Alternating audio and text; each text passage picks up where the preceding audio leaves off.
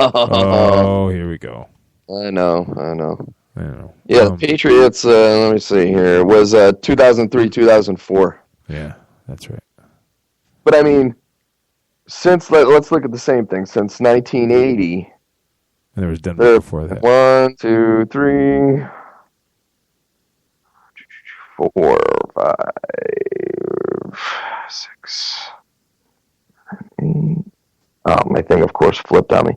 But, I mean, I didn't even make it into the 90s, and I've already counted more than 8 different teams. Well, let's start with 1990, okay? Super Bowl of 1990, so it was the 89 season. San Francisco, then the Giants, then Washington, then Dallas wins back-to-back, then San Francisco again, then Dallas, then Green Bay, then Denver wins 2, then St. Louis, that's 7, Baltimore 8, the Patriots 9, the Buccaneers 10, then New England again, the Steelers, that's 11, the Colts, that's 12, the Giants, 13, Steelers again, Saints, that's 14, Packers again, Giants again, Ravens again, and the Seahawks. So 15 different teams in 25 years.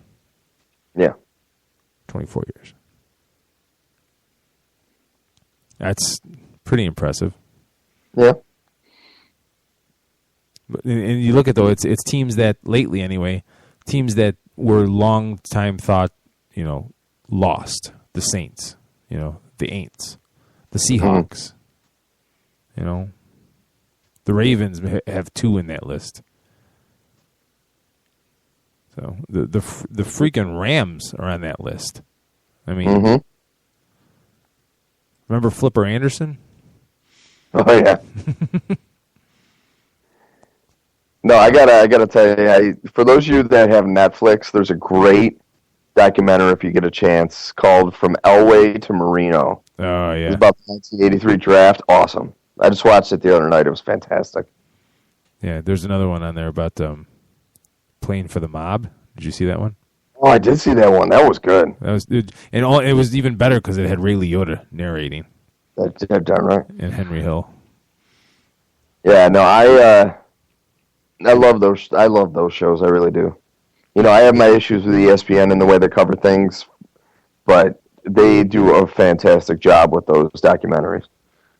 Oh, yeah, no, those things are flawless. I don't want to hear anybody ever say anything bad about it. I saw one on last night, Brian and the Boz. Oh, yeah, that one's fantastic. Yeah, that was really good. I entered, that was an instance where you go into something, an event, a TV show, a movie, thinking how you feel about the subject, and then you leave it totally different. I felt bad for the guy. I felt bad for him, too, even though I think part with him and his son was definitely scripted. And oh, yeah. Tactile tears and all that, but it was great. It was great.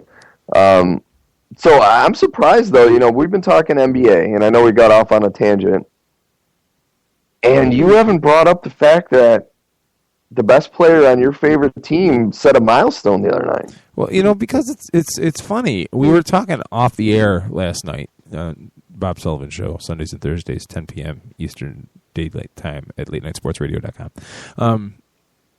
I was doing producing duties, and we were talking, Bob, EJ Christian, and myself.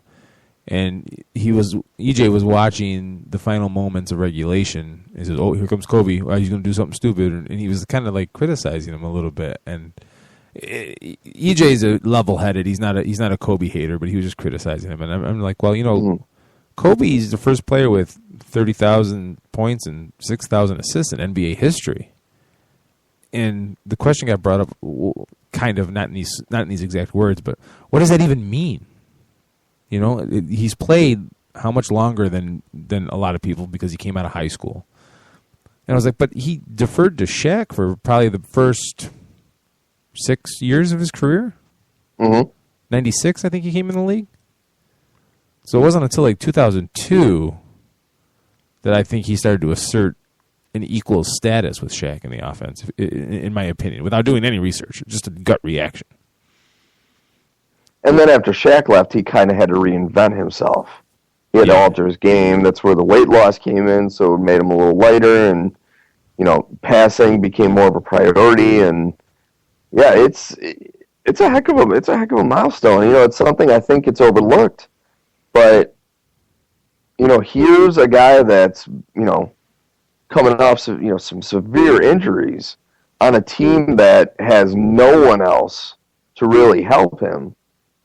And he's still he's still able to put up a triple-double against a solid team like the Raptors.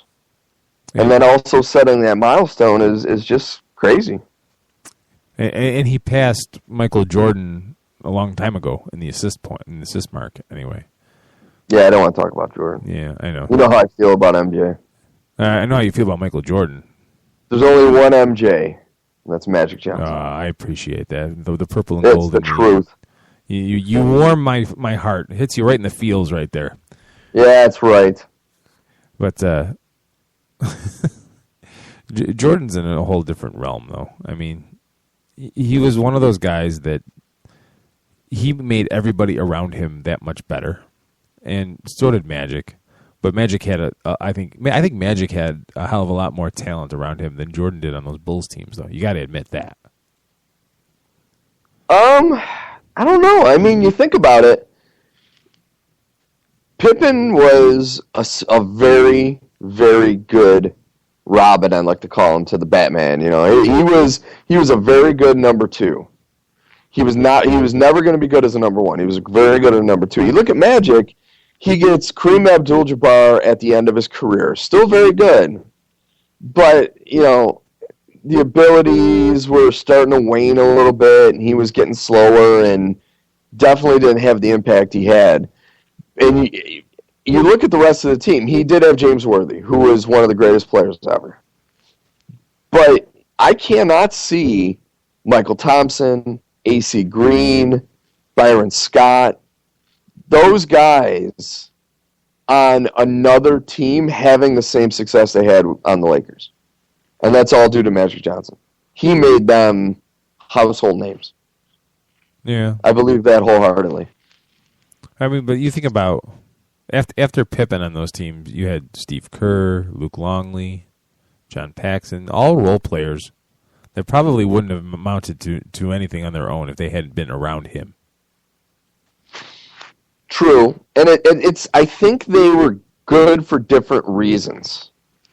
Where Magic, he made his teammates better by getting them involved. Jordan made his teammates better by deflecting attention from them. Like, you watch that championship, the first one they won against the Lakers. I try not to. John Paxson was the dagger in the heart of the Lakers because every time he had a shot, it was wide open because three people would be on Jordan. So it wasn't necessarily the fact that his game was making them better by being a good teammate, as much as he was just always scoring, and everyone knew he was going to score, and it drew so much attention that a lot of the players on his team were left open. Like, wide open. Like Steve Kerr, not Steve Kerr, I keep saying that, John Paxson. I still will never forget that finals. That's where I coined the term, don't leave the white guy open. Because he was so wide open on every one of those threes that it was ridiculous. And it was, I don't know. That's why, to me, I always will say Magic Johnson was the best, because I think if Magic decided he wanted to be a scorer, he would have put up the same points that Jordan did. Because physically, he was more like a LeBron James, Magic was. But he had much better ability as far as passing. Well, they played two different positions, though. What's that? They played two different positions. You can't ignore that fact. There was different responsibilities. Oh, no, absolutely, and I'm not saying anything against that. But, once again, and I will use this argument till the day I die, Magic Johnson proved, and he was successful, that he could play every position on the floor at a high level, where Jordan would not be able to. He was a very good shooting guard. He could play the point. But as far as that, after that, I don't see him, mainly defensively, being able to play those other positions, where Magic was such a physical force. And I don't think a lot of people give him enough credit for how just destructive he was physically. Because he was always finesse. But he was such a big dude, and for someone his size to be able to move the way he did was just unbelievable. And I still say to this day that if he wanted to be the kind of player that Jordan was, he would have put up those same numbers. It just would have been. It wouldn't have been the fancy. Jordan gets all of the play because of the fact that he was such a, the dunk. He brought the dunk. He took what Julius Erving started and brought it more into the mainstream. And I think that's why he got so much attention. It wasn't the fact, because if you watched a lot of the games he played in, he was a chucker. He was a ball hog chucker. I mean, there were games I remember him putting up 47 shots, right, which is insane. I mean, that's crazy. That's an absolute. I would never want to play with somebody like that. But the fact is that he would do. He was just athletically off the charts. That I'll never argue. I think he was the best athlete to ever play in the NBA. I will always give him that. And later in his career, I do agree, his skill level as far as his shot got much better, and so did his passing ability. But from start to finish of a career, I still think Magic was more consistent as far as what he brought to the team. Oh yeah, he went on to a team that was in a coaching change and took him and won a championship in his rookie year. Yeah, as the point guard. Because I guarantee, if Jordan and that Bulls team had to play during the 80s with the more physical play, which was much more physical than what Jordan ended up doing to the league, because I still blame a lot of the ticky-tack fouls was on the whole Jordan rules thing.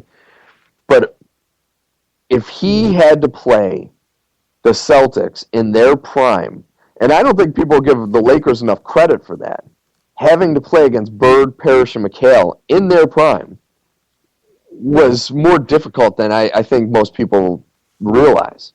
I don't think anybody that didn't grow up watching the games, I don't think anybody really appreciates how good those Celtics teams were. No. I think outside of Bird, everybody else on that team flies under the radar. Yeah, I mean, I have a number 3 tattooed on my calf, and it's for Dennis Johnson. Right, Dennis Johnson, but he didn't start with the Celtics either. You know what I mean? No, he started with Seattle, but I mean, he was a huge catalyst on the Celtics to help them with their championship runs.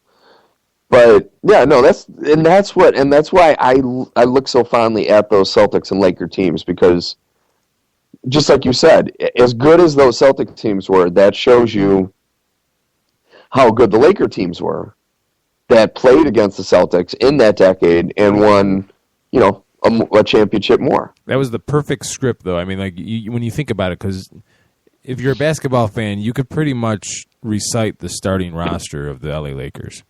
You would take a second to remember the starting roster of the Boston Celtics. Yeah. No, I agree. And, unfortunately, the same thing could be said for, like, the Philadelphia 76ers. In the early 80s, they were dominant.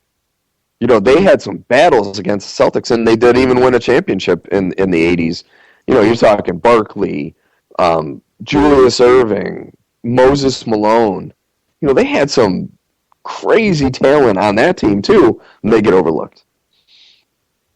All right, let's take our second break, and when we get back, we'll have about maybe, 10 minutes before the NFL Hour with Jim Sarantias from thefantasygreek.com. But when we come back, I want your end-all, be-all. How will we remember Kobe Bryant after he retires? All right? I'll give you 3 minutes and 54 seconds to perfect your thoughts. You're listening to 87 Sports Fans Live on Late Night Sports Radio.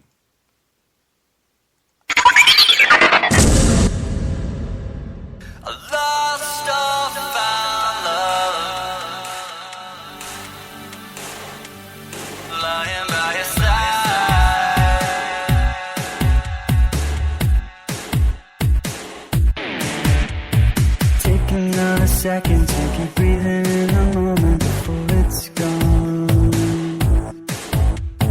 You never know when love is lost until you find just what it